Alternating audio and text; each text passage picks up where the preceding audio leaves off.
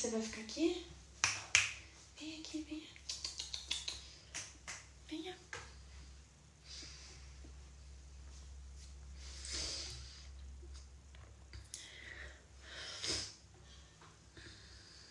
Venha.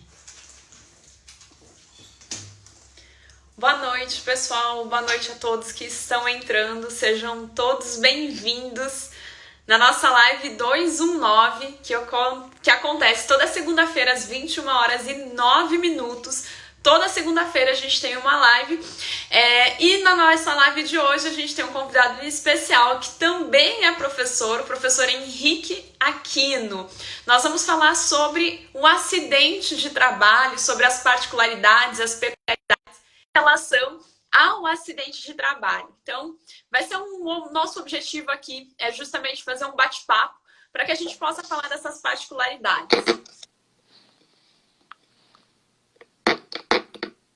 Olá. Boa noite, tudo bem, Henrique?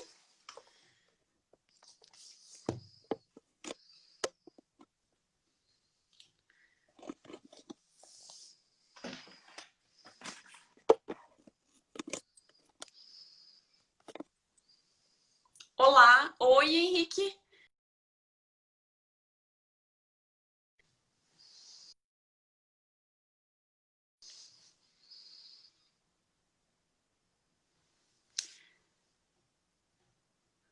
Boa noite, pessoal. Acho que o professor Henrique caiu. Deixa eu chamar novamente aqui.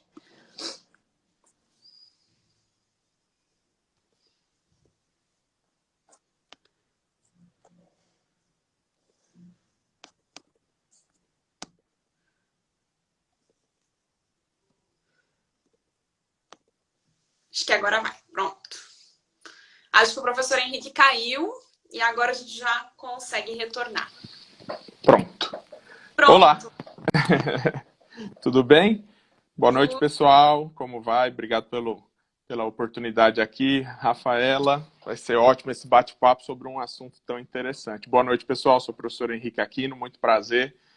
Vamos juntos aí, nessa horinha aqui, junto no Projeto 219. Com certeza. Professor, até agradeço, Henrique, por ter aceitado o convite, a disponibilidade para participar aqui com a gente. Esse convite que foi meio mútuo aqui, a gente já aproveitou, considerando todas as particularidades das nossas agendas também, pelo menos a gente conseguiu encaixar, né?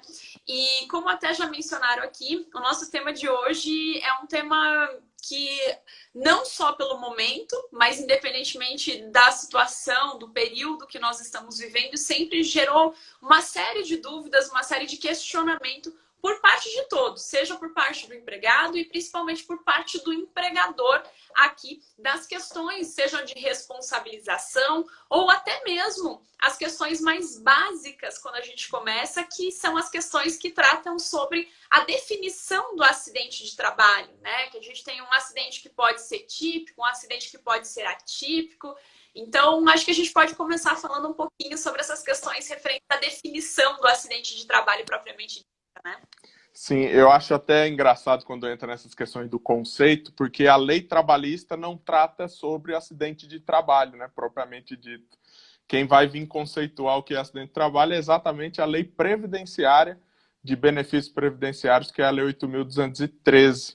E aí lá no artigo 19, 20 e 21 ele conceitua acidente típico, doenças profissionais e ocupacionais e no artigo 21 os acidentes atípicos. Isso é um ponto bem interessante que lá você vai encontrar numa questão previdenciária e não propriamente trabalhista.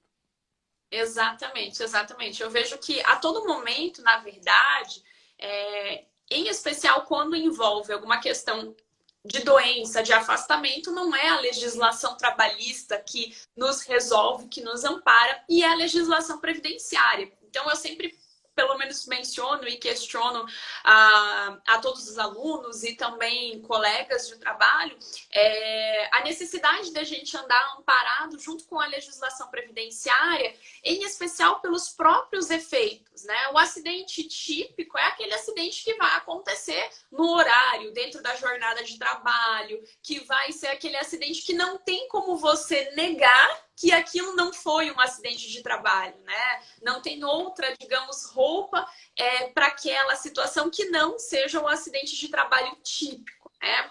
Então, diante dessas questões, a gente já tem o primeiro ponto. Já o acidente atípico é justamente quando nós temos as questões que equiparam-se a acidente de trabalho. São situações que, teoricamente, não seriam, mas por questões circunstanciais, em razão do empregado se encontrar muitas vezes nessa condição de empregado e não simplesmente no particular, no indivíduo, mas prestando os serviços ali à empresa, a gente tem essa caracterização e essa definição aqui como acidente de trabalho atípico. E dentro dessas questões de atipicidade entram também as próprias doenças, né? A doença do trabalho, as questões de doença ocupacionais, aquelas que já são doenças presumidamente, em especial pelo nexo técnico epidemiológico que nós temos hoje para definir as questões referentes às doenças. Então, a gente tem uma série de particularidades aqui, dentro do acidente típico, até mesmo para o acidente atípico de trabalho. O grande exemplo de acidente atípico é as questões relacionadas à concausa, né?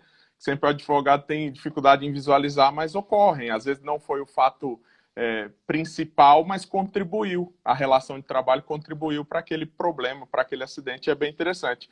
E por isso, e eu concordo, eu dou aula também de direito previdenciário e eu sempre digo isso. Se você não gosta de direito do trabalho, tenha um carinho quando tratar das questões acidentárias, porque é muito mais benéfico para você buscar um benefício quando você tem a decorrência do acidente de trabalho. E esse é um ponto legal para a gente definir, inclusive, são os reflexos, né? Porque um acidente de trabalho, ele eclode inúmeros reflexos, tanto na esfera previdenciária como na esfera trabalhista também.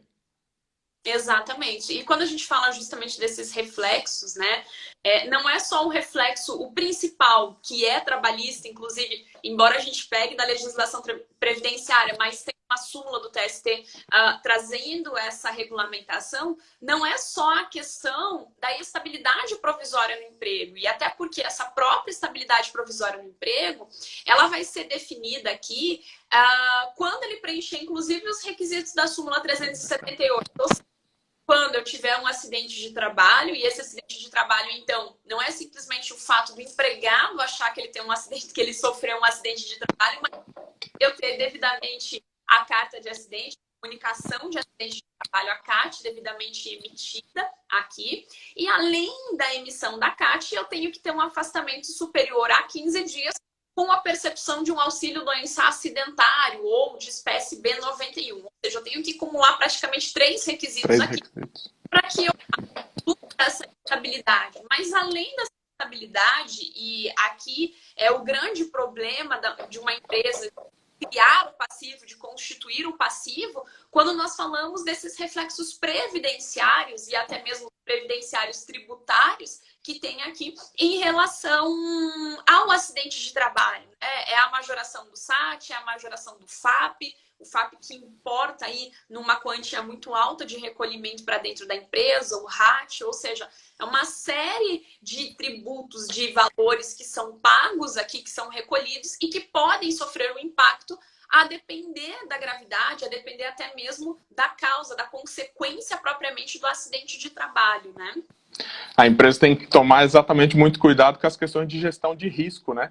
Às vezes chega ali um benefício 91 e ela não percebe que ela seria interessante ela tentar a conversão para um B31 e vice-versa, né? Tem muita gente que acha que só por ter sofrido um acidente de trabalho automaticamente teria direito à estabilidade. Não é bem assim, né? O artigo 118 da Lei 8.213 prevê estabilidade mínima de 12 meses. Eu sempre ressalto isso porque várias vezes eu vejo colegas pedindo só o que está na lei, 12 meses, e às vezes não se atenta que, no mais das vezes, tem uma convenção coletiva que consta ali 18 meses de estabilidade, 24 meses de estabilidade, e aí acaba prejudicando o cliente, né? Então tem que ter, de fato, esse cuidado. E não é só porque teve o acidente que vai ter o direito à percepção da estabilidade, porque precisa dos pressupostos mínimos do inciso 2 da súmula 378, que é exatamente o afastamento superior a 15 dias com a percepção do auxílio-doença acidentário, que é o benefício de código 91 no INSS. Então, são pontos importantes que o advogado, tanto da empresa como do empregado, tem que se atentar. Do mesma forma, a questão do FGTS, né? A Lei 3048 de 90, no artigo 15º, parágrafo 5º, também consta. Se o cara ficou afastado recebendo acidentário o benefício, tem que continuar pagando o FGTS. Já se a empresa fizer uma boa gestão de risco e conseguir eliminar o acidente de trabalho do benefício, converter para o 31, que é o auxílio-doença comum, ela para de ter esse ônus de ter que pagar exatamente o FGTS. Exatamente. Lembrando que, embora haja o pagamento do INSS, embora haja o pagamento do FGTS aqui, é importante lembrar que ainda se trata de uma causa de suspensão do contrato de trabalho. Então, ainda que o contrato de trabalho esteja suspenso, por se tratar de um acidente de trabalho e da percepção de um auxílio-doença acidentário de espécie B91, o empregador está obrigado, nesse período, a efetuar o recolhimento dos depósitos relativos ao FGTS. E mais ainda, a continuidade do plano de saúde, se esse já foi ofertado durante o contrato de trabalho. Então, só porque o contrato de trabalho está suspenso, essa obrigação de manutenção do plano de saúde, ela não se suspende, ela mantém, até por conta do princípio da boa-fé objetiva que nós temos dentro do contrato de trabalho. Isso é justamente está previsto na súmula 440 do TST. Então, são várias diversas particularidades. Então, para finalidade trabalhista aqui, de obrigacionais por parte do empregador, de previdenciária, esse acidente de trabalho ele vai implicar numa majoração do SAT, 1, 2 e 3%, e o SAT é calculado justamente, o SAT e o FAP são calculados justamente com a média da ocorrência de acidentes de trabalho, e aqui é por isso que na prática a gente acaba vendo tantas, às vezes, acidentes típicos sem CATs emitidas, né? Porque não é só a esfera trabalhista, infelizmente, mas é todo o previdenciário. A gente tem um grande celeuma, um grande problema prático em relação aos acidentes de trabalho, né? Porque é como se aquela CAT, né? Como se a CAT, a comunicação ao acidente de trabalho, voltasse o holofote a uma certa irresponsabilidade do empregador, então, de um agir inadequado dentro do ambiente de trabalho, que levou, enfim, aquele resultado. E nem sempre esse resultado, que é um acidente de trabalho, ele decorre justamente de culpa do empregador, né? A quantidade de acidentes e de ações trabalhistas que nós temos que ficam comprovadas, em que é comprovada a culpa exclusiva também do empregado, em relação a essa questão.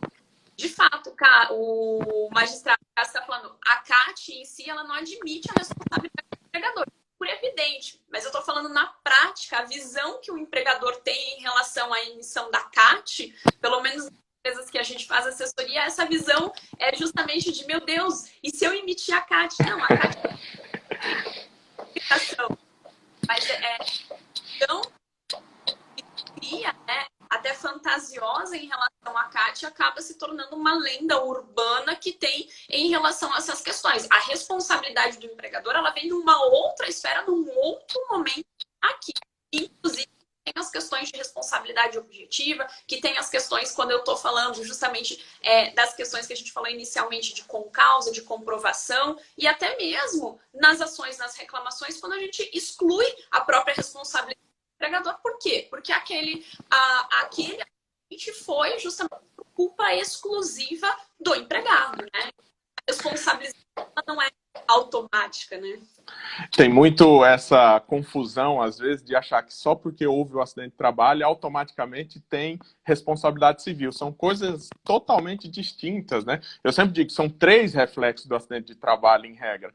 É o reflexo previdenciário, que você ali vai ter a competência na justiça comum do artigo 195 da Constituição. Aí sim, você dentro da esfera trabalhista, competência da Justiça do Trabalho do 114 da Constituição, você tem as questões relacionadas ao trabalho que gerem indenização, e que para que gere indenização você vai ter que provar o nexo e a responsabilidade da empresa, e aqueles direitos que, independente de responsabilidade, o empregado terá, que é a estabilidade e o pagamento do FGTS. Então, às vezes, não tem responsabilidade, como o exemplo sempre de praxe, acidente de trajeto, que a gente vai falar depois um pouquinho. O empregador não tem ingerência nenhuma sobre a situação, então como que ele vai ter uma responsabilidade? A não ser naquelas situações que o transporte é fornecido pelo empregador, né? E olhe lá. Então, é sempre bom pôr em mente que não é responsabilidade civil, não quer dizer que automaticamente vai existir quando ocorrer um acidente de trabalho. Exatamente.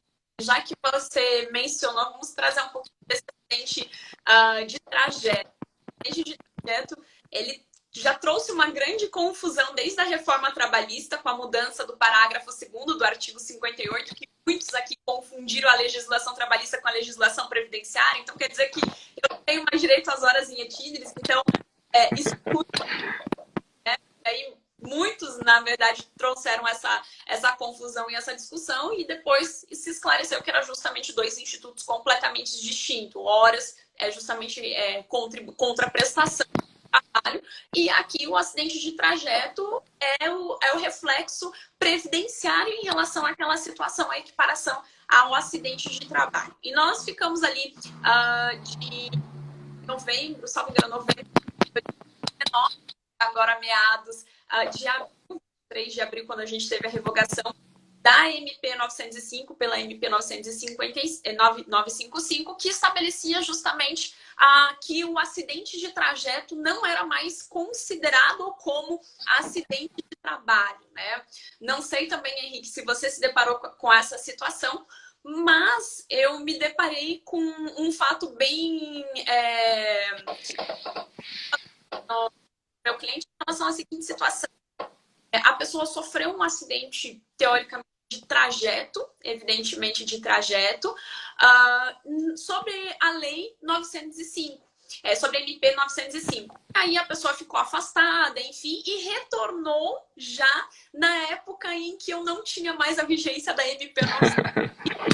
E aí, então, e agora? Né? Eu vou olhar para a data do retorno, eu vou olhar para a data do acidente, que não era um acidente de trajeto. Então, a gente tem ainda algumas situações aqui que entram dentro do limbo, que vão sim permitir discussões. A gente sempre, né, tem essas discussões, uma ou outra aqui, uma questão importante a ser discutida, né? Esse é um ponto em que bastante gente gera, mas é um absurdo, né, a empresa ter responsabilidade no acidente de trajeto. Por quê? Continua esse pensamento de que o acidente de trajeto tem responsabilidade civil? Não. O acidente de trajeto, para a empresa, de prejuízo, entre aspas, ele traria o FGTS, a estabilidade depois do retorno, mas principalmente as questões relacionadas ao fator acidentário de prevenção. Só que aí a Receita Federal e o entendimento de 2017 para cá é exatamente que o acidente de trajeto não entra mais para a base de cálculo do FAP, né? Ele não vai incidir mais no SAT. Então, assim, em tese, o prejuízo, entre aspas, para a empresa seria pagar FGTS enquanto perdurar o auxílio doença acidentário, assim como, quando o empregado retornar, o mínimo ali de 12 meses. Mas existe muita crítica em relação ao acidente de trajeto ser relacionado ao acidente de trabalho. Exatamente. Eu, na verdade, inclusive, a gente encontra aqui jurisprudências diversas e distintas sobre a própria caracterização do que é o acidente de trajeto, né? De algumas jurisprudências no sentido de que se ele tomou um caminho, um trajeto que não era o caminho dele, de deslocamento comum, enfim, de ida e retorno ao trabalho, isso também já afastaria, e se nesse caminho diferente ocorrer um acidente, isso afastaria eventualmente aquela situação, aquela caracterização do acidente. Outras já não, independentemente da situação, eu tenho a caracterização do acidente de trajeto, porque ele estava no exercício, já estava indo, se deslocando para o local de trabalho. Então, as discussões são imensas. Eu particularmente, e não é pelo meu lado empresarial, assim,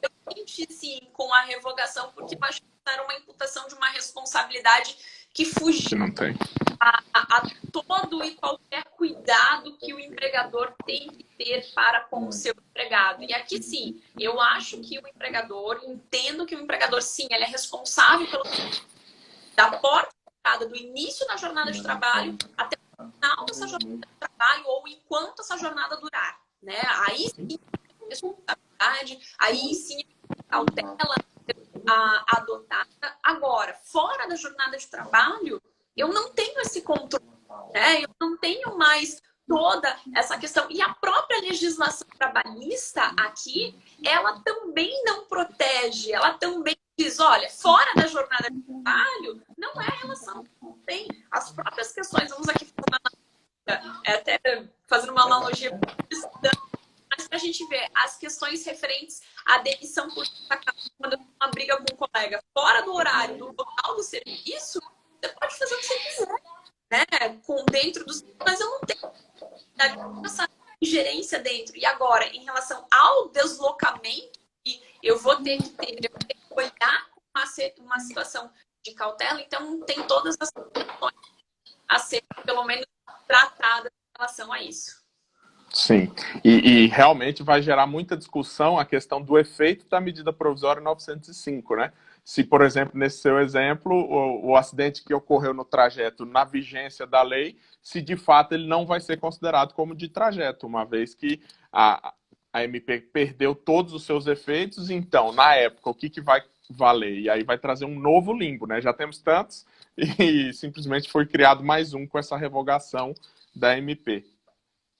Exatamente, foi criado todas essas questões e, enfim, os famosos jabutis que foram inseridos até na PL 15 de 2020 não passaram, né? Foi aprovado sem esse jabuti, que era justamente que foram trazidos, mas não estavam essas constantes aqui, revogaram,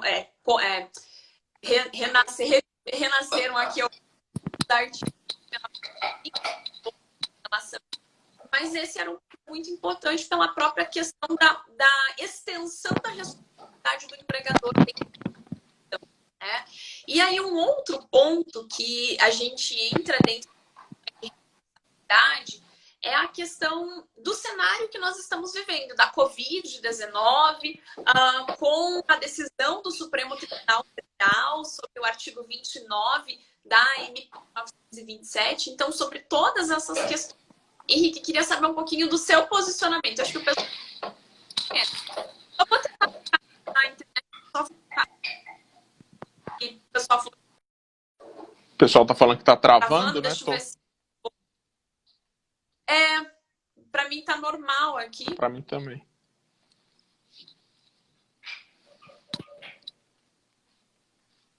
Vamos lá. Pessoal, tá travando o meu também ou só da professora Rafaela? Estão ajudando a gente aí. Pode falar, o meu que tá travando.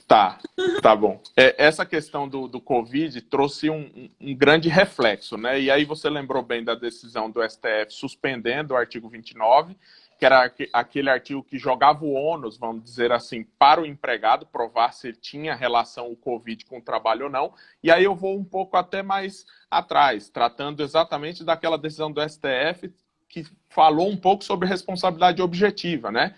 Dizendo exatamente a questão, e aqui eu vou dar até meu posicionamento, queria ouvir o da professora Rafaela, o seguinte: o STF decide que atividade de risco é responsabilidade objetiva do empregador. Então, você tem uma decisão muito forte nesse sentido, né?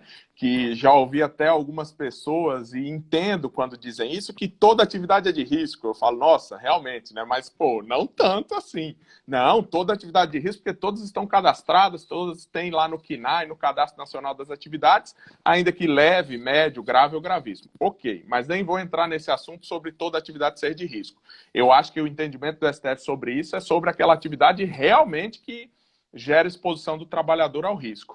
E aí você vem para o Covid e entra nesse aspecto. E aí? A pessoa que está trabalhando num hospital, ela está exposta ao risco de uma doença? Absolutamente, né? Não tem nem o que pensar. E nesse aspecto, eu acabei encontrando uma nota técnica do Ministério do Trabalho, o Ministério Público do Trabalho, junto com a OSHA, que é uma organização internacional de segurança e saúde do trabalho, e eles criaram uma nota técnica, é a nota técnica número 2 de 2020, quem quiser eu posso fornecer depois essa nota técnica, que essa nota técnica, interessantemente, ela trouxe parâmetros para o grau de risco à exposição do Covid. E isso, fazendo uma ligação com aquela decisão sobre responsabilidade objetiva, me parece bem claro que a nota dá a entender que o ônus da prova para determinadas situações será exatamente do empregador.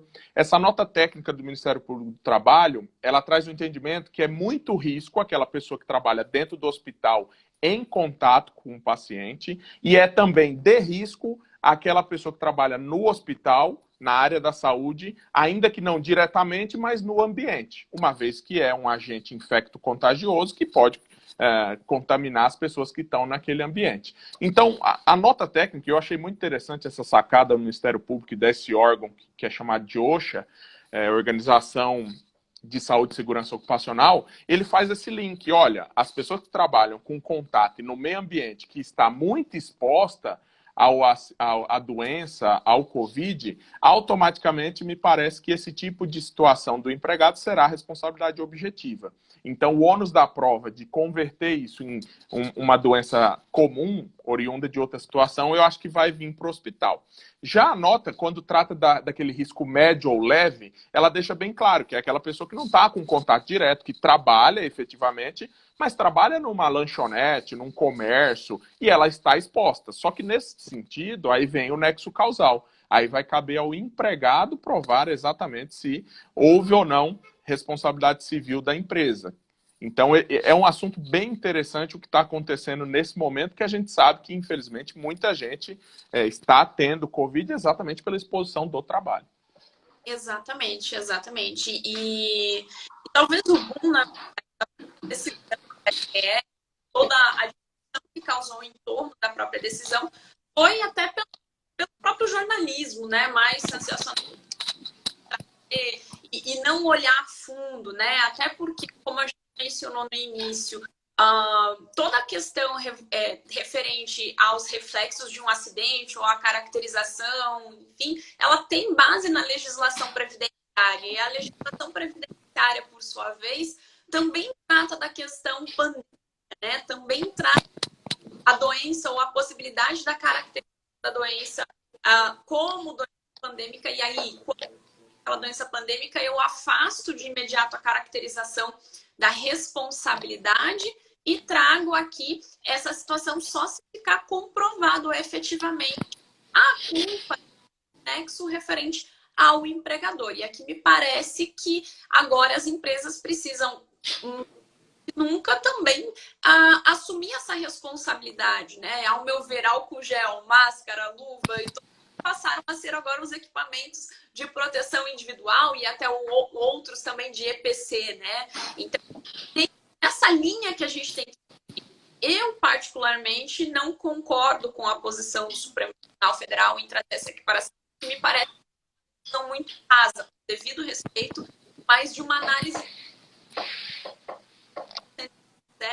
e não aos reflexos, não olhando para legislação previdenciária, não buscando a linha D do parágrafo 1º do artigo 20, que trata exclusivamente de doenças endêmicas, de doenças pandêmicas, né, de toda a ocupação, e traça praticamente uma régua, né, traça ali uma régua que é ou não é, ou deixa de ser em especial por este período. Até porque, além pandêmica, nós estamos diante de uma doença de transmissão comunitária, como nós já estamos, né? Março, final de início de março, mês de março, por assim dizer, e até começo de abril, a gente estava com uma doença que era uma doença importada, né? Era uma doença que só era contato com o exterior e no Brasil, já no começo de abril, essa doença tornou-se comunitária. Ou seja, o que é muito difícil, a própria definição e o lastro de contato deste grado de contágio, seja no ambiente de trabalho ou seja no transporte coletivo. Então, por todas essas questões aqui, a gente tem essa dificuldade de determinar, né? O pessoal está perguntando, Henrique, dessa nota técnica. Salvo engano, essa nota técnica foi uma das primeiras que saiu, né? Exato. Foi a número 2. Uma coisa assim, ou foi. Eu lembro que saiu já logo no começo, agora não me recordo. A questão de tempo já, de pandemia. Eu posso fornecer sim, pessoal. Me manda um direct lá no meu Instagram que eu mando para vocês sem problema nenhum. Esse ponto é bem legal, professora. sobre a questão que a lei já previa os aspectos das pandemias, né, de doenças relacionadas a regiões endêmicas de doença, né? Que aí sempre na sala de aula, quando eu dou essa aula, eu dava o exemplo da febre amarela no Acre, por exemplo, no norte do Brasil, que é uma região endêmica de febre amarela. É o artigo 20, parágrafo 1º, inciso 4, a linha D, na verdade, né, que trata sobre essa questão que não é considerada doença do trabalho. Doenças endêmicas de segurado habitante desse local em que ela se propaga, salvo ser comprovado o nexo de causalidade entre o trabalho e a doença. Então, a própria lei, desde sempre, desde 1991, já entende que para que haja esse acidente de trabalho, teria que provar o nexo de causalidade para as questões de pandemia. E aí veio a questão da MP 927, o STF, mais uma vez, não sei se é raso também, até me parece que foi uma análise bem assim, olha, vamos jogar a responsabilidade para o empregador nesse momento e deixe que o empregado tenha o direito. Mas isso é difícil, né? Porque a própria decisão do 927, do Código Civil, eles fizeram uma interpretação trazendo a Constituição para o Código Civil e não ao contrário. E aí o Kelsen, nesse momento, se revira na tumba, né? Porque, assim, não tem como você analisar uma lei antes de analisar o que trata a Constituição. E a decisão foi mais ou menos nesse sentido, né? Exatamente a questão. E aí, então, a decisão está aí e o fato é que a decisão declarou, né, essas questões. E hoje eu vejo, por exemplo, o retorno, né? Retornando às atividades, a gente está passando, independente da cidade, algumas ainda estão mais resguardadas, outras já estão mais no retorno dessas atividades, no período ali de retomada, fase 1, fase 2, fase 3, e a cada retomada, a cada fase, eu vejo a necessidade de cautela frente a essas questões, né? Então, aquilo que já era obrigatório tornou-se item necessário e o que é recomendação tornou-se praticamente obrigatório, né? O que era recomendação agora passou a se tratar obrigatório. Eu preocupo das empresas no sentido de não apenas álcool gel, máscara, aquele de proteção e luvas, mas algo muito a mais, né? A própria equipe, distribuição de trabalho em relação, né? Sem dúvida. Nós teremos, para quem dizia que a Justiça do Trabalho estava acabada, nesse aspecto as empresas, principalmente do ramo da saúde, vão sofrer bastante, né? Porque com certeza haverá uma judicialização muito grande, que já havia na área da saúde, agora na área da saúde relacionada ao direito do trabalho e à justiça do trabalho. Aí vai caber muito exatamente de um jurídico interno da empresa ou jurídico da empresa saber orientar da melhor maneira para evitar a responsabilidade dos estabelecimentos nesse retorno ao trabalho da maioria das pessoas, né? Exatamente. O pessoal tá falando que tá travando e o duro que para mim não trava, Rafael. Tô aqui tão ansiosa, eu falei assim, eu já mudei, já vim um pouquinho mais para cá. Passo o celular e vou perto da... Eu até falei, vou fazer na 4G, porque se a 4G não estiver pegando é porque a internet parou, né? 4G também aqui, tô no 4G, mas eu brinco que eu tô em Curitiba agora, né? Então, eu vim para Curitiba esse final de semana e eu brinco que aqui em Curitiba eu moro na zona rural, né? Então, aqui a internet não é banda larga, a internet é discada, o 4G não é 4G, de rodava, então estão falando justamente que o meu áudio fica picando. Eu já nem sei, porque eu já troquei para o Wi-Fi aqui de casa, já subi para o 4G também, e ainda tá ruim, tá travando, acho que tá picando o meu áudio que eles estão falando. E eu te ouço bem, né? Não sei porquê. Então, eu vou continuar. A live vai ficar gravada, tá, pessoal? Com certeza na gravação não fica esse picote no áudio, esse corte no áudio aqui. E até peço desculpas, porque eu falei, o próximo passo que eu tenho é me dirigir até a sala. Aqui. Deixa eu tentar, vamos ver se o fone melhora, peraí.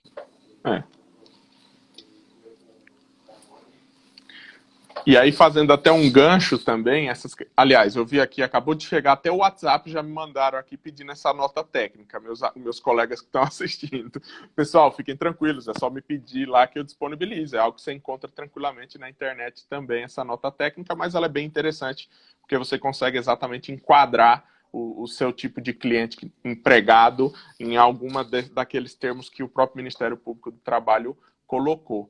E aí outra situação que vai ocorrer muito nessa época é a discussão sobre os acidentes de trabalho em casa, né? O teletrabalho. E aí, o acidente de trabalho dentro de casa? É acidente de trabalho mesmo? Ou vão entender que é acidente doméstico? O próprio artigo 75A e seguintes ali, ele tenta, de certo modo, dizer, olha, eu te dei um treinamento para como você deve agir em casa. Então, isso eu acho que... E você assinou um termo de responsabilidade, inclusive, né? Isso já era previsão da própria reforma trabalhista sobre a questão do teletrabalho para os acidentes. E agora tá mudando aí, Rafa? Tá indo para outro ambiente. E Tô aí fica a incomodada. discussão agora, né? E aí, será que o teletrabalho vai, de fato, ocorrer muitos acidentes? E como que você prova essa relação do acidente de trabalho e não propriamente um acidente doméstico? Até porque o acidente de trabalho tem aquela peculiaridade de não ter controle de jornada em regra, né? A própria lei, quando traz trabalho externo, cargo de confiança, e agora também o teletrabalho não tem controle de jornada. E aí, será que vai ser acidente de trabalho ou não? O que a professora acha? Exatamente. Eu, na verdade, tenho até uma crítica pelo artigo. Pessoal, só me comentem se melhorou meu áudio, enfim. Eu até tenho uma crítica em relação ao artigo 75E da CLT, porque ele traz justamente uma ideia de irresponsabilidade do empregador, bastando ali eu assinar o termo, bastando o empregado assinar o termo que ele se compromete em cumprir com aquelas orientações, com aquelas regras. E aí isso me parece que não tira a necessidade ainda do empregador zelar por essa questão, dele zelar justamente pelo seu empregado, até mesmo fora da localidade da empresa, porque ainda que ele esteja num regime de teletrabalho, ele tem aqui a relação de emprego propriamente constituída, e o empregador tem por si o dever de cuidar, de zelar pela saúde, pela segurança deste empregado. O que eu recomendo e qual seria a minha visão bem prática em relação ao artigo 75 eu não deixo, por exemplo, assinar termo de responsabilidade e que esse termo de responsabilidade por si só ele baste para que, ou ele seja suficiente para que o empregado passe a seguir aquelas recomendações. Não, até porque eu não sei como que o empregado vai se portar dentro daquele ambiente de trabalho, né? Dentro da casa dele, que vai passar a ser um ambiente de trabalho dele. Eu vejo por nós que estamos ali, e eu que estou acostumada muito a fazer home office, às vezes eu estou sentada no sofá de ponta cabeça, com o computador ali trabalhando. Zero ergonomia, né?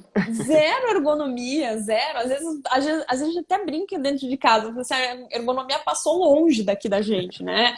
Então, assim, se a gente faz isso, por que o empregado vai fazer diferente? Né? Se a gente se pega por horas trabalhando correto, mas por horas também trabalhando de uma maneira totalmente a prejudicar a nossa saúde, as questões de ergonomia propriamente dita, que vão ter N reflexos aqui, isso também vai acontecer. Então, o que eu entendo que deveria ser correto? Para aí sim esse termo de responsabilidade que o empregado tem que assinar para dizer que ele se compromete ter efeito, seria o empregador fornecer um curso. Qual que é a dor mais sensível do teletrabalho? É a NR17, são questões ergonômicas ali. Então, fornecer um curso para este empregado de NR17, se ele se negar a fazer o curso, pegar a negativa deste empregado, pegar a recusa deste empregado na participação e ainda assim insistir. Né? Insistir numa entrega de uma apostila, por exemplo, em relação à NR17, você se recusou a fazer o curso, mas está aqui, estou te dando a apostila das orientações que você deve observar, e principalmente, entre uma questão muito delicada, justamente por a questão da privacidade, mas em algumas empresas, a depender do porte, do fluxo de trabalho, a gente disponibiliza o técnico de segurança do trabalho para ir até o local, para ir até a residência, com a devida autorização do empregado, enfim, para verificar o local de trabalho, para fazer uma questão de verificação, de adequação. É evidente que eu não consigo fazer aquele passar os olhos ali, como o técnico de segurança faz durante um ambiente de trabalho, toda semana ali verificando, controlando o ambiente para ver se todas as medidas estão sendo cumpridas, enfim. Mas isso me traz uma segurança muito maior, eu colocar um empregado num regime de teletrabalho, né? Porque assim como a própria definição do artigo 62.3, ela não é absoluta, né? E aqui nós conseguimos, e tem doutrinas de N lados aqui, dizendo que o artigo 62 teria efeito meramente probatório, né? Então, olha, eu só vou ter essa definição, esse entendimento para fins de prova. O ônus não vai ser do empregador, enfim, o ônus passa a ser, eu só tenho a fins dessas questões probatórias aqui, não teoricamente de uma questão material sendo definida, de um direito, né? São raros os autores que entendem assim, mas ainda a gente tem, por exemplo, o professor Luciano Martinez é um dos que compartilha de que o artigo 62 sequer foi recepcionado pela Constituição Federal, né? Que é um artigo totalmente contrário. Eu não compartilho desse entendimento, entendo sim que foi recepcionado, entendo como Godinho, defendo também na mesma linha de Volha, mas eu entendo que ele não é absoluto, né? Eu entendo que ele encontra afastamento. E se o 62 encontra afastamento, o 75A encontra afastamento mais fácil ainda em relação ao acidente de trabalho, né? Eu super concordo, porque vem tudo no sentido da responsabilidade da empresa em proteger o trabalhador, né? A Constituição diz isso, artigo 7º, 22, a própria Convenção 55 da OIT, que a gente ratificou também, trata disso. Vem a própria lei e o próprio Regulamento de Acidente de Trabalho, a Lei 8.213, no artigo 19, parágrafo 1º fala, a empresa deve utilizar e é responsabilidade sobre o uso das normas de segurança e saúde do trabalhador. Ou seja, a empresa tem que fazer cumprir as NRs. Então, quando tem a NR 17, que trata especificamente sobre ergonomia, a empresa, de fato, deve insistir em treinar e preparar essa pessoa a trabalhar dentro de casa, né? Claro, não pode fazer uma fiscalização diária, mas você pode, através de um técnico de segurança dentro da casa, eventualmente, com, claro, pré-agendado. Você pode também, como alguém já falou aqui, trabalhar melhor o PCMSO, você vai fazer essa pessoa fazer mais os ASOS, os exames periódicos, para que durante esse lapso que ela ficou em casa, se está ocorrendo algum problema na saúde desse trabalhador. Medidas são possíveis para que você consiga eliminar a sua responsabilidade e mostrar que você protegeu o trabalhador, né? Então, é um trabalho a ser feito e é algo que vai ocorrer muito após essa pandemia, porque já se percebeu muitas empresas que o teletrabalho é algo viável, né? Exatamente. Inclusive, essa pandemia ela veio para acelerar esse processo de home office, esse processo do telepresencial, de todas essas questões. Eu sempre defendi o home office, sempre entendi com uma certa cautela também. Eu acredito que a reforma trabalhista, ela trouxe de uma forma muito clara, muito expositiva o teletrabalho. Falhou para mim no 75E, a MP 927 falhou naquela questão dos parágrafos 4º e 5º em relação ao tempo à disposição ou não, mas ele é uma realidade que está aí e a gente precisa trabalhar. E até falando da própria MP 927 aqui, ao mesmo tempo, e essa foi uma das críticas também que eu trouxe e complementei em relação ao Supremo Tribunal Federal e a decisão, foi que ele analisou o artigo 29, mas ele não analisou o artigo 15 sobre as suspensões administrativas, né? Então, nesse quesito, eu falei assim, olha, como que eu trago a responsabilidade, jogo a bola na mão do empregador e falo que, de um outro lado, ele ainda continua desobrigado de cumprir as medidas ali administrativas no que diz respeito aos exames periódicos, aos exames ocupacionais, aos exames de rotinas, aos exames médicos, com exceção do demissional, salvo se for feito antes de 180 dias. Ou seja, ele deixa o empregador totalmente numa situação desprotegida, né? Olha, aqui eu tô te responsabilizando e ali eu tô te dando uma colher de chá de que você não precisa cumprir com essas medidas, né? E ainda traz a suspensão da obrigação do fiscal ali, quando vai até a empresa, só orientar, né? Fala, não, você pode sim autuar as empresas, ou seja, toma lá, dá cá e vamos continuar pressionando a empresa nesse sentido. Realmente é uma decisão, é aquela coisa, toda decisão que é feita na correria, né, a toque de caixa, ela tende a ter alguns erros porque não é feita uma análise criteriosa sobre o assunto. Exatamente, exatamente. E essa, infelizmente, foi uma decisão nesse sentido, né? A gente teve provavelmente nós iremos sofrer aqui os reflexos em relação a essa decisão do Supremo Tribunal Federal, e pelo menos as orientações que eu tenho não suspende os exames nesse momento, tenta continuar, porque a ideia da medida provisória, se a gente analisar em grandes empresas, ela é válida, porque normalmente os laboratórios dessas empresas têm muita gente, muita circulação, exames são periódicos, enfim. Então, para cumprir o programa de controle médico e saúde ocupacional de uma grande empresa, a gente tem toda uma logística, um engenheiro, técnico de segurança do trabalho tem toda uma logística para estabelecer, o SESMIT da empresa também para estabelecer como que vai funcionar esses programas de controle médico e saúde ocupacional aqui. E aí, ok, nós vamos fechar os laboratórios, justamente porque eu não tenho como continuar fazendo, se a regra agora é isolamento, é distanciamento, as empresas não estão em atividade, não estão operando, ok. E por isso, acredito até mesmo que nós tivemos toda ali aquelas próximas, os próximos artigos em relação à MP 927, suspendendo essas obrigatoriedades, porque eu não tinha prestação de serviço. Né? E foi muito difícil realmente, até a empresa que não tem laboratório não conta com um apoio médico interno, né? Não conta com uma clínica interna, foi muito difícil encontrar nas próprias clínicas externas, independentes de medicina do trabalho, a realização desses exames ou o funcionamento dessas empresas, né? Empresa de pequeno e médio porte já está sofrendo muito pela pandemia, ainda tem essa obrigatoriedade que gera ainda mais prejuízo, né? Porque tem muita clínica que não está atendendo de segurança do trabalho, de medicina do trabalho. Então, como que uma empresa pequena vai conseguir buscar isso? Eu acho que o acesso é ainda mais difícil para essas pequenas empresas. É algo bem prejudicial mesmo. Exatamente, exatamente. Eu vejo muito em relação a essas empresas e, por exemplo, as perguntas que a gente normalmente recebe são isso: a empresa está fechada, como que eu faço para provar que eu, empregador, busquei, né? E não tem resposta legal, você tem que trazer uma resposta muitas vezes no bom senso, né? Uma resposta deixa eu ver o que é crível ocorrer aqui em relação, né?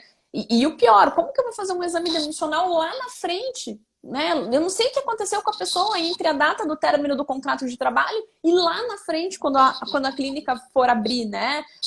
E se a pessoa, enfim, teve um trauma que teve uma consequência, ele vai apontar como, né? Ele vai falar, não, isso aqui realmente eu sofri depois. Como que ele vai fazer esse paralelo, né? Muito difícil essa questão, né? Difícil. Uma peculiaridade que você até tocou no nome, que eu acho interessante sobre o acidente de trabalho, é saber utilizar bem do NTEP, né? Porque eu, tanto quando advoguei para a empresa, como quando advogo para empregado, eu utilizo muito essa ferramenta e pouca gente entende o que é propriamente o NTEP. E o nexo técnico epidemiológico é exatamente um cruzamento de dados entre a doença e efetivamente a função, né? O artigo 21-A da Lei 8.213 fala do nexo técnico epidemiológico, cruzamento de dados entre doença e o CNAE, né? O Cadastro Nacional das Atividades Empresariais. E aí, fazendo certos estudos sobre o NTEP, eu já consegui alguns estudos interessantes sobre o cruzamento de dados também, professora Rafaela, com o CBO, né? Você utiliza da Classificação Brasileira de Ocupações para fazer esse cruzamento entre CID, Código Internacional de Doença do Empregado, e o CBO. E aí o último aí que está avançando muito e que está vindo para o Brasil forte, inclusive com uma associação sobre o assunto, é a CIF, né? Código Internacional de Funcionabilidade. Tem bastante gente conseguindo utilizar, e você encontra, inclusive, fácil na internet, um baita de um estudo feito sobre o Código Internacional de Funções, vamos dizer assim. E aí esse cruzamento sempre me ajudou muito. Eu lembro de um exemplo prático, rapidamente, de NTEP, em que um cliente, um empregado de uma empresa que a gente advogava, disse que ele tinha LER DORT, síndrome de túnel do carpo, estava todo ferrado com a mão dele. E aí, rapidamente, eu fazendo o NTEP, fazendo um cruzamento, eu falei, mas gente, a função dele não tem esforço repetitivo na nossa empresa. Como que ele está pedindo lá, antes da reforma, né, pedia-se milhões nas ações de acidente de trabalho. E aí, quando eu puxei o NTEP, comecei a analisar, eu falei, não, isso não tem sentido. E aí a gente dá aquela pesquisada na rede social, né? E empregado costuma a rede social ser produção de prova contra si mesmo. A capa do Facebook dele era assim, uma foto ele tocando guitarra e dizendo, guitarrista da banda tal há mais de 10 anos, é um orgulho. Aí ficou muito fácil cruzar o dado e falar, olha, aqui a questão é estritamente pessoal, não tem relação nenhuma com o trabalho, e a ação, logicamente, foi totalmente improcedente. Então, eu lembro bem desse caso porque o NTEP me serviu para eu entender desse cruzamento dos dados. E muitas dessas questões, em especial quando o reclamante pede equiparação, né, da doença, como um acidente de trabalho, enfim, a prova, o nexo técnico epidemiológico, ele ajuda muito, e a prova, muitas vezes testemunhal, ali ela também ajuda, né, o próprio, na verdade, depoimento. Assim como você, eu peguei a rainha das provas, que é a confissão que a gente espera, pelo menos. O reclamante pedia... tinha algum problema no joelho, não sei se era menisco, enfim, esses problemas que tem no joelho. E também, da mesma forma, eu falei assim, nossa, gente, será que ele fica muito em pé? De fato, o trabalho era muito em pé, andava bastante, só que não tinha relação absolutamente nenhuma, né? E aí, na audiência, a gente perguntou, e aí, como que você se machucou? Não, porque eu fico muito em pé, não sei o quê. E além do trabalho, você faz alguma atividade? Eu faço, eu jogo futebol 4 vezes na semana. Essa eu sempre derrubo, cara. Eu falei, gente do céu. E assim, foi tão espontâneo, porque eu tava tão preparada que eu assim, eu não vou conseguir arrancar isso, né? Não, assim, sei lá, a gente, enfim, pensando, preparando, analisando as perguntas, eu falei assim, vamos perguntar, né? Porque não tem muita relação. A gente não tinha realmente um número, a gente tinha muitas reclamações, mas um número muito baixo de doenças, né? Ou pedido de equiparação a acidente de trabalho em relação a essas doenças. E nenhuma, pelo menos, tinha sido. A gente tinha muito mais um índice de depressão, síndrome do pânico, porque era loja, sofria muito assaltos, roubos, enfim. Mas do joelho, eu falei assim, nem se ele saísse correndo dos infortúnios que aconteciam dentro da empresa. Então, esses são pontos importantes. E uma outra, a gente já está quase finalizando, e um outro reflexo que a gente também não mencionou, mas é um reflexo que pode comprometer aqui a saúde financeira da empresa, são as ações regressivas, né? Então, não só do acidente de trabalho típico, mas daquela doença que foi equiparada a acidente de trabalho e passou a receber um benefício diferenciado, né? Outro ponto. Eu sempre digo, olha, a empresa tem que cuidar muito desse aspecto, e você que eu sei que adora o compliance, é muito nesse sentido. A empresa tem que ter a noção que o passivo trabalhista de um acidente de trabalho é gigantesco, né? Quando advogado de reclamante fala de acidente de trabalho, ele fala com brilho nos olhos, porque ele sabe que é uma ação geralmente de um valor elevado e que vale muito a pena. Então, o advogado da empresa tem que tomar esse cuidado e orientar bem a empresa sobre esses aspectos do risco do acidente de trabalho, porque, infelizmente, ocorrem muitos acidentes, ainda às vezes por falta de preparo da empresa e de investimento em segurança do trabalho, né? Exatamente. E é o fato, o cuidado, eu vejo muitas vezes o próprio atendimento, o cuidado do empregador em relação ao fato, né, o acidente logo após, de ofertar todo o apoio.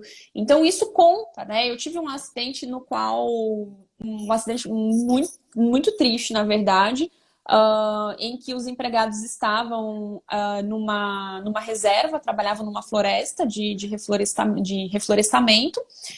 E, gente, quando acontece acidente lá, infelizmente são acidentes praticamente fatais, não tem o que a gente possa fazer, né? E tinha técnico de segurança do trabalho, tinha tudo. O empregado, ele estava no local errado, no local que não era para ele estar.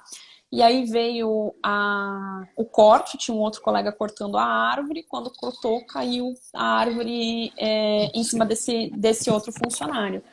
E aí, o que o pessoal fez? No desespero, o pessoal puxou a árvore, tinha um caminhão forrou o caminhão e jogou ele na caçamba do caminhão e levou para o hospital. Imagina, eu vou chamar a ambulância. Então onde você tá? Não tem nem celular que funciona. Nem o sinal não mato, pega. né? Não tem sinal, não tem absolutamente nada. E por incrível que pareça, ele quase teve quase foi fatal o acidente, ele conseguiu se recuperar do acidente e ele ajuizou a reclamação depois contra a gente.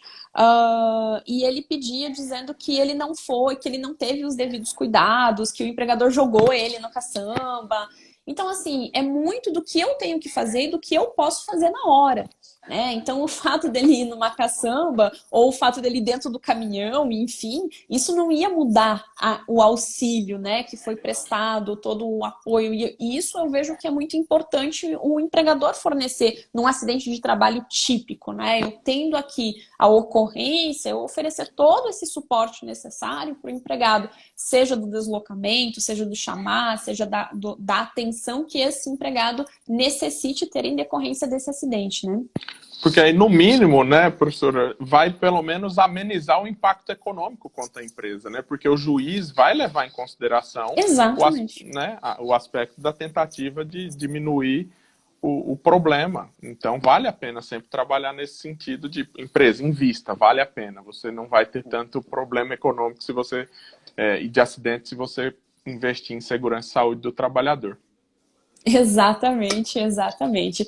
Professora, a gente está quase chegando no final aqui, para a gente não ser derrubado praticamente quando chega nessas ponteirinhas, falta 1 minuto aqui para bater, pelo menos para mim. Queria agradecer a sua participação, queria agradecer o convite por você ter aceito, ter disponibilizado aqui um tempo para a gente falar de um assunto que realmente é um assunto instigador, é um assunto que gera aí uma série de dúvidas e uma série de consequências, seja para qualquer lado, né? Seja para o reclamante, seja para o empregado, seja para o empregador, ou seja, nós temos ali diversos efeitos em relação ao acidente de trabalho. Sem dúvida. O prazer foi todo meu. Obrigado mesmo, foi muito legal. Estou sempre à disposição. Adorei o que você disse. Nossa, eu ouvi o reclamante conseguir a rainha das provas, né? O melhor das provas, que é a confissão. Por isso que quando eu dou aula de audiência, eu falo, ouça sempre o reclamante, ouça sempre o preposto. No máximo, ele vai mentir. Né? Mas vai que ele dá uma confessada em qualquer ponto, já tá ótimo, né? Já vale a pena. Show. Você sabe que é muito bom essa questão de ouvir o reclamante, enfim. Eu aprendi muito na prática, agora só fugindo um pouquinho o assunto, mas eu aprendi muito na prática. Uma vez, no início de carreira, enfim, trabalhava no escritório, era associada do escritório, e aí o meu chefe me perguntou, Rafaela, me explica aqui, por que você dispensou aqui a oitiva, o depoimento do reclamante, né? Eu falei, sim, porque eu entendi que não era necessário. A prova já estava todas nos autos, eu tinha testemunha. Aí ele falava assim, nunca mais você fala isso, nunca mais você faça isso. Nem que seja para você perguntar qual é o seu nome completo, você não dispensa o depoimento do reclamante, né? Então, assim, eu aprendi na marra e aquilo ficou na minha cabeça. Agora que você falou, lembrei na hora. E eu lembro que a gente ia contratar, até hoje, inclusive, quando eu preciso contratar advogado correspondente, enfim, para fazer audiência de instrução, eu falo assim, ó, não está autorizada a dispensa do depoimento do reclamante. Deixa bem claro, né? Vai que ele dá uma entregada. Exatamente, exatamente. É isso aí. Muitíssimo obrigado, tá? Foi um prazer, foi muito legal o bate-papo. Eu que agradeço, eu que agradeço. Uma boa noite a todos, pessoal. Obrigada pela audiência. Desculpa aqui a intercorrência com o meu áudio, a todos que estavam ouvindo. Desculpa também, Henrique, mas acho que você não teve problema, né? Eu não tive problema e eu acho que quando ficar gravado também no seu IGTV também não vai ter. Então podem assistir aí, pessoal. Com À disposição, certeza. muito obrigado. Boa noite. Vai ficar. Tchau, tchau, gente. Boa noite.